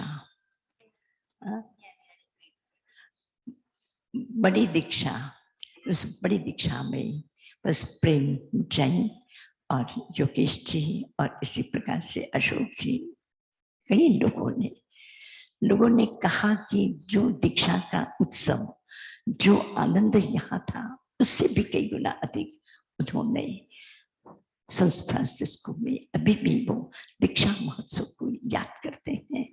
इतना सुंदर आयोजन इन्होंने किया था, हजारों लोगों की उपस्थिति उस प्रोग्राम में थी। तो मैं विषय थोड़ा सा बिखर गया है।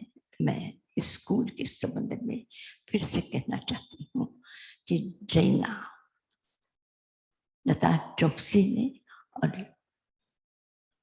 अपने महत्वपूर्ण संस्था जैन समाज की 63 मेंबर है ना, जैना के 63 मेंबर हैं। अमेरिका का जितना भी, शायद हिंदुस्तान का भी ऐसा कोई संगठन नहीं होगा कि जो इतने संगठन किसी एक ही छत्र के नीचे हो। जैना वहां पे एक संगठन है जहां अमेरिका के सारे जैन समाज उसके मेंबर हैं और उसके प्रेसिडेंट महेश माधर पिछले कई दिनों से बराबर अपने संपर्क में हैं, बातचीत करते हैं, अत्यंत भावनाशील हैं, धार्मिक प्रवृत्ति के हैं, काम करते हैं बहुत। उन्होंने भी $1 मिलियन जैना की तरफ से इस विद्यालय के लिए भी उन्होंने स्वीकृति की है। एक तरह से इससे काम नहीं चलेगा, उनको बता देना, क्योंकि आप जाकर के जगह देखेंगे उस जगह की प्राथमिक आवश्यकताएं, उसका रोड, पानी, बिजली, ड्रेनेज, ये सारी व्यवस्थाएं स्वतंत्र रूप से करनी पड़ेगी। तो थोड़ा सा इसके डायग्नोस्टिक के लिए भी और जैना के लिए भी, इन दोनों के लिए भी थोड़ा सा हम सबको मिलके और काम करना है। तो मुझे ऐसा लगता है कि 21 करीब करीब पूरा हो रहा है, अब बीच में 22, 23 2 वर्ष तो 24 के कौन सा समय दे दें उनको, दिवाली, दिवाली भगवान महावीर का है। 26 जनवरी क्या है? भगवान महावीर की दिवाली के समय अगर ये प्रसंग यहाँ पे मौसम अच्छा होता है, लोगों को ठहरने के लिए, रहने के लिए, ऐसी गर्मी उस समय नहीं होगी, बहुत सुंदर समय रहेगा। और भगवान महावीर की निर्वाण शताब्दी को भी उस समय में 50 वर्ष पूरे हो जाते हैं, तो एक ऐतिहासिक समय रहेगा। तो मैं विराटन की कमेटी को, राजेश भाई को, खास करके राजेश भाई को, और बैठे हैं चंद्रवदन को, और बैठे हैं किरण भाई को, ये सब विराटन की कमेटी के महत्वपूर्ण सदस्य हैं। और एक रहस्य की बात कह दूं, सारी चाबियां उनके पास में है, और सिग्नेचर पर सारा वहां से जो बैंक से निकलते हैं वो इनके पास, जितना आसानी से निकल सकेगा उतना ही आसानी से यहाँ पे काम हो सकेगा। इसके लिए वहां पे पर बहुत खुशी की बात है कि विराटन को 50 वर्ष पूरे हो रहे हैं। निर्वाण शताब्दी को 23 में पूरे होंगे, क्योंकि 73 में था। विराटन शुरू वहां है 71 में, इसलिए उसको 50 वर्ष पूरे हो गए हैं, अभी चल रहे। लेकिन तीर्थंकर महावीर की निर्वाण शताब्दी 73 में, तो 70 to 23 में, तब 23 निर्वाण शताब्दी दिवाली के 50 वर्ष के उपलक्ष्य में हमारा समय एक अगर हम निश्चित कर देते हैं तो हम एक काम को वहां गति दे सकेंगे।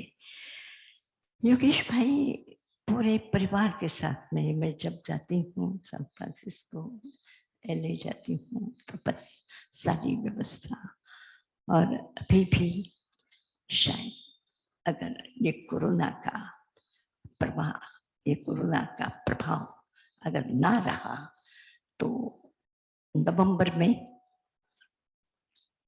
तो बता देना लोगों को कि जितना भी बन सकता है, ज्यादा तो नहीं जा पाएंगे, लेकिन 2-3 जगह पे अपना जाना होगा, लोगों को सूचित कर देना। हम जितना भी बन सकता है, हमारी परंपराएं शब्दों से नहीं चलती, आचार से चलती, कर्म से चलती है, कर्म से चलती है। हमारी इस दिव्य परंपरा को कौन जीवित रख सकेंगे, कौन जीवित रख सकेंगे? ये जो स्कूल के बच्चे, ये छोकरी, ये छोटी सी लड़की, पिछले वर्ष इसने 8 उपवास किए पर्युषण, आज 6ठा उपवास है इसको।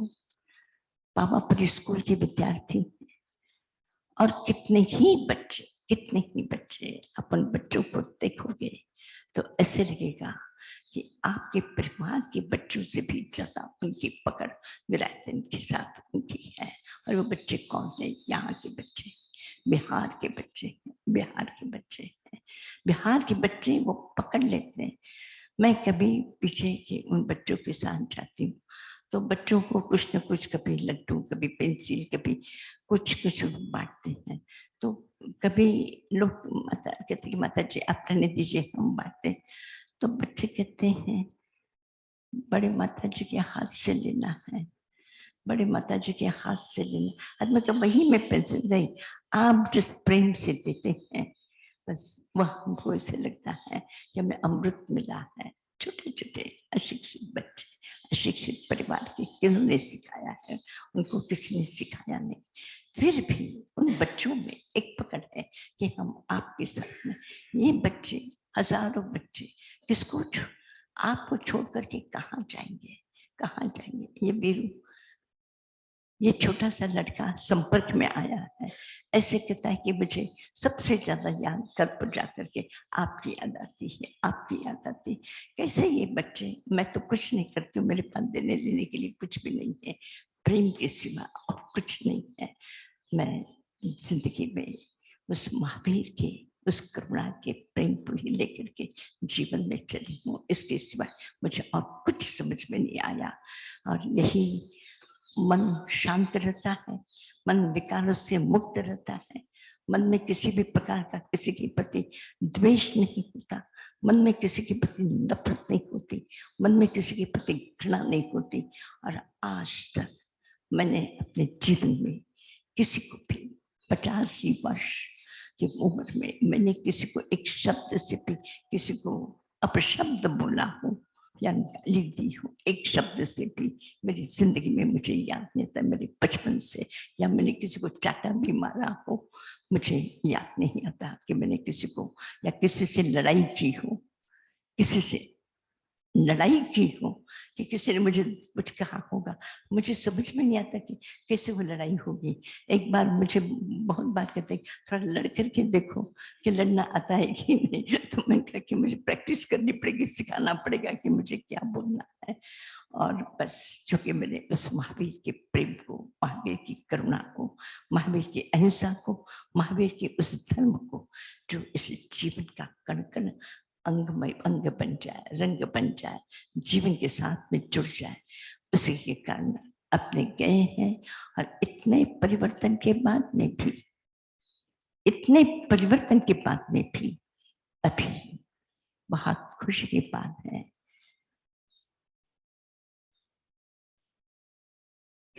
श्रमण संघ के वीरेंद्र मुनि और कौन है दूसरे, रविंद्र मुनि, उन्होंने विराटन के कार्यों की सामूहिक रूप से कहा कि वे जो काम कर रहे हैं जैन समाज के लिए बहुत बड़े गौरव की बात है।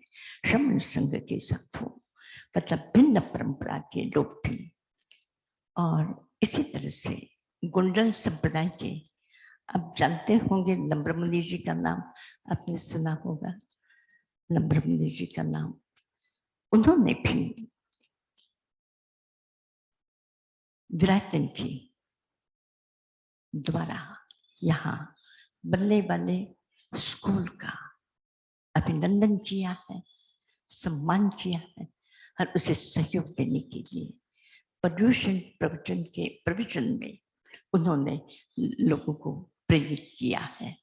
तो एक तरह से विभिन्न परंपराएं भी, दूसरी परंपराएं भी, और आपने इतने वर्षों में कभी भी किसी पंथ का, परंपरा का, व्यक्ति का, धर्म का कभी किसी का विरोध किया हो, मुझे नहीं लगता कि एक शब्द से भी, एक शब्द से भी कि वो धर्म ऐसा मानते, कि वो संप्रदाय ऐसी मानते, कि वो ऐसा मानते। अब मैंने कभी दूसरों की निंदा या दूसरों की आलोचना या दूसरों का किसी भी प्रकार से कोई कमजोर शब्द मैंने कभी भी प्रयोग नहीं किया, और न मुझे कभी अच्छा लगा। और कभी कभी कोई करते रहे हैं, वो यहाँ पे आए तो उनको भी उतना प्रेम और सम्मान दे करके उसी तरह से उनको अपना बनाने की कोशिश की है। मेरा अनुभव है कि ऐसे वे लोग जो बाहर में समझते थे कि भाई उनको अपने विचारों से वो एकमत नहीं है, तो उनकी अपनी खुशी की बात है, उनका अपना रास्ता है, लेकिन मेरा अपना जो रास्ता था सद्भाव का, मैत्री का, महावीर के धर्म का, उसी के अनुसार मैंने जीवन जिया है। और मैं चाहती हूँ कि विराटन इसी बात को लेकर के दुनिया में आगे बढ़े। इतने हाँ, इतने वर्ष हो चुके हैं, इतने वर्षों में आज ये तरह से अपराधियों का केंद्र था। रात को नहीं, दिन में भी डर जाते थे लोग आने के लिए, और आज राजगीर का सबसे ज्यादा सुरक्षित स्थान, सबसे ज्यादा सुरक्षित स्थान राजगीर का विराटन है। बाहर में फिर भी लोगों के मन में कुछ होगा, लेकिन यहाँ आप रखा रखिए, कुछ भी कोई चीज आपकी इधर से उधर नहीं होगी। यहाँ पे कभी आपने किसी व्यक्ति को जोर से बोलता हुआ, आपको 4-4 दिन, 6-6 दिन, 8-8 दिन हो गए, कभी आपने किसी को जोर से चिल्लाते हुए, चीखते हुए, बुलाते हुए आपने सुना? कहीं कहीं कभी किसी से कोई जोर से भी, यहाँ की मधुरता, यहाँ की मिठास, यहाँ की सुंदरता, ये धर्म का वास्तविक व्यवहारिक स्वरूप इतना भी आ जाए, ना समझ में आए आत्मा, ना समझ में आए परमात्मा, ना समझ में आए पुण्य, लेकिन हमारे जीवन विकार से मुक्त हो जाए, निर्मल हो जाए, तो परमात्मा आपको खोजता हुआ आएगा। आपको परमात्मा की खोज की जरूरत नहीं, परमात्मा स्वयं आपके निकट उतर आएगा। परमात्मा का साक्षात्कार आपको होगा, परमात्मा की साक्षात दिव्य शक्ति का अनुभव आपको होगा। बचकान पचखान ले ले। आज सुशांत लोकांनी पहला केने लगे दोनों के लिए पचखान में से सुशांत पहला पासा ठीक है, कोई बात नहीं, ठीक है, जब लेना हो। हाँ, छठा उपवास।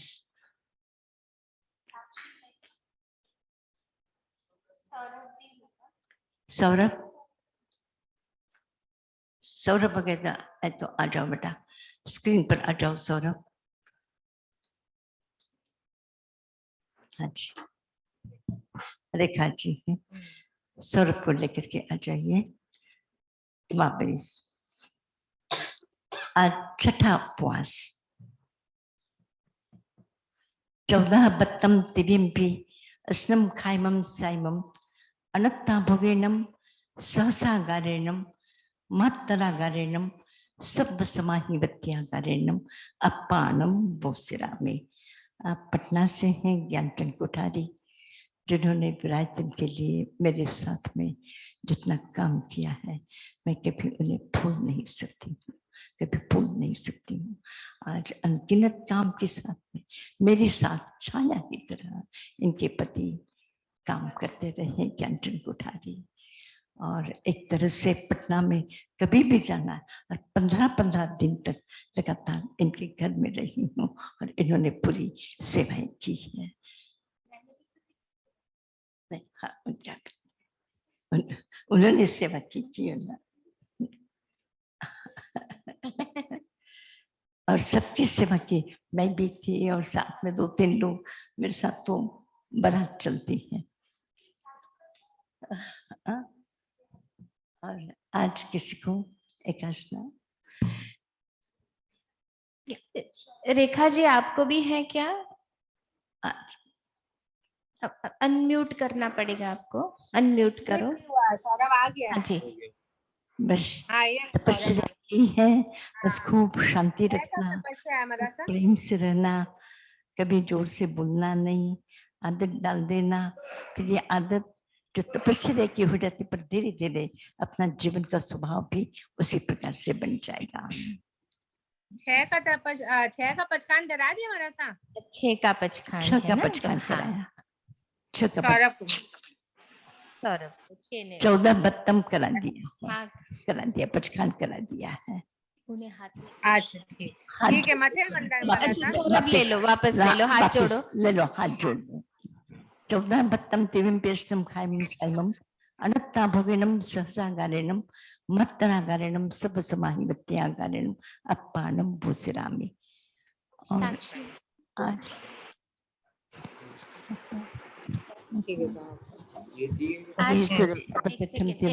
खाइमम साइमम अनत्ता भोगिनम सहसागारेणम मत्तरागारेणम सब समाहि वत्यागारेणम अपानम भूसिरामि।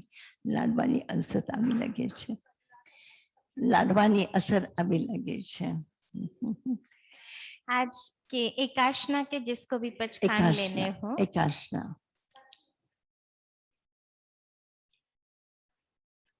ओगे सुने एकटको प्रांत्यम पेष्टम खाइमम साइमम अनत्ता भोगिनम सहसागारेणम मत्तरागारेणम सब समाहि वत्यागारेणम अपानम भूसिरामि।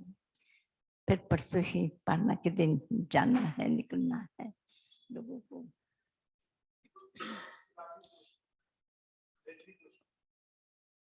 राजवी दोषी, उनको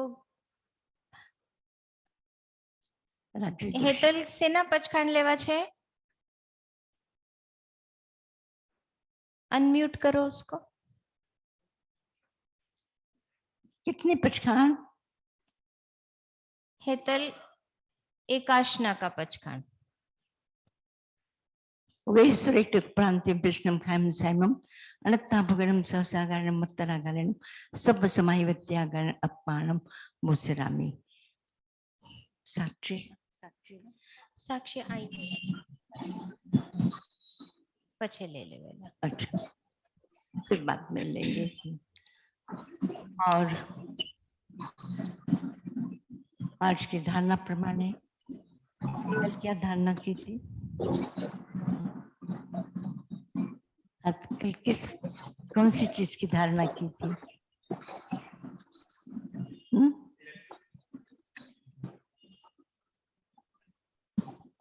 कोई भी अच्छा संकल्प ले लेना, उस संकल्प के साथ कल तुम्हें बोलना है, कल तुम बोलना।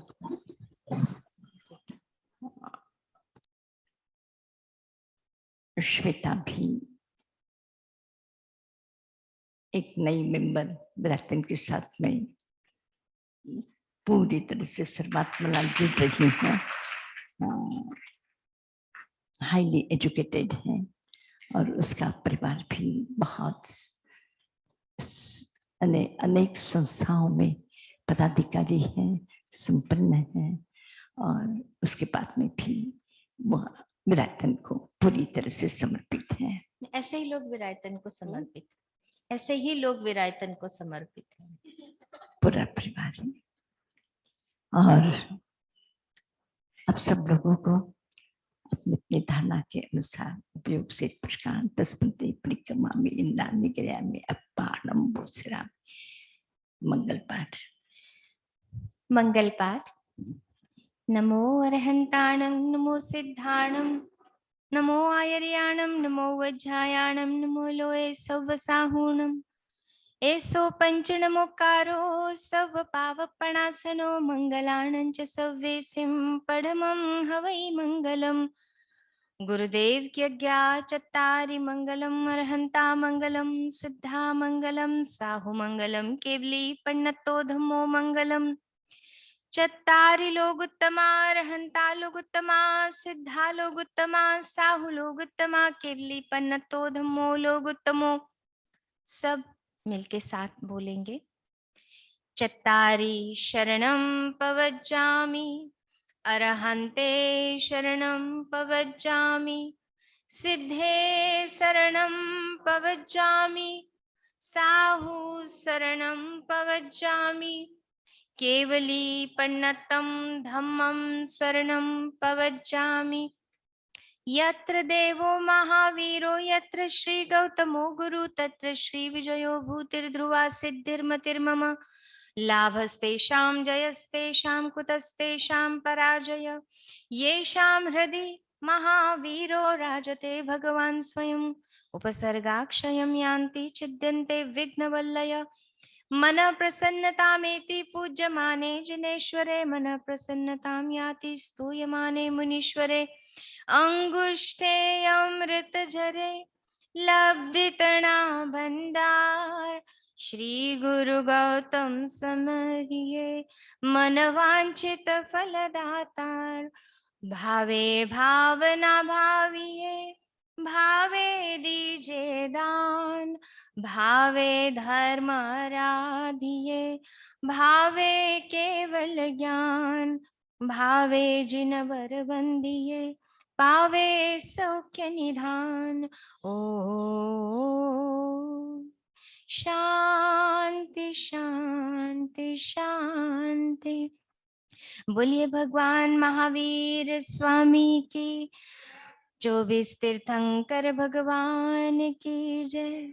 परम पूज्य गुरुदेव की जय। परम पूज्य ताई माँ की जय। जिन शासन देव की जय। सकल श्री संघ की जय।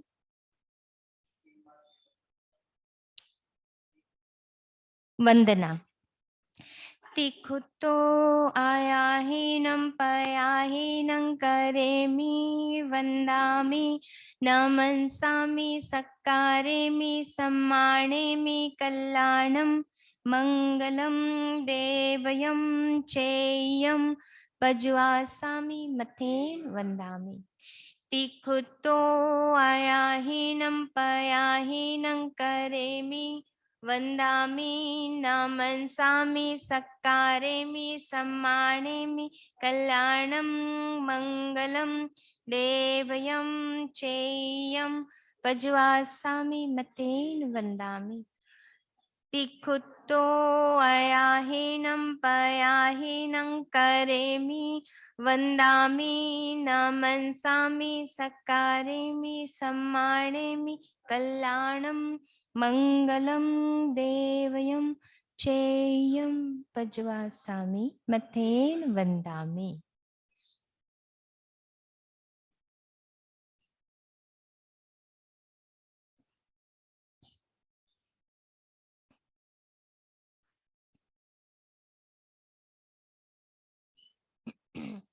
सभी को ले लो स्क्रीन के ऊपर में। आप थोड़ा सा ये कैमरा आगे है, ત્યાંથી જ કરો બધા। રાજેશભાઈ મારસા સગળા દર્શન કરી આપરા।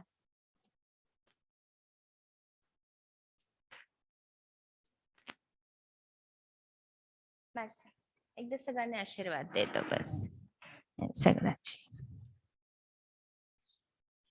જી। જય જિનેન્દ્ર।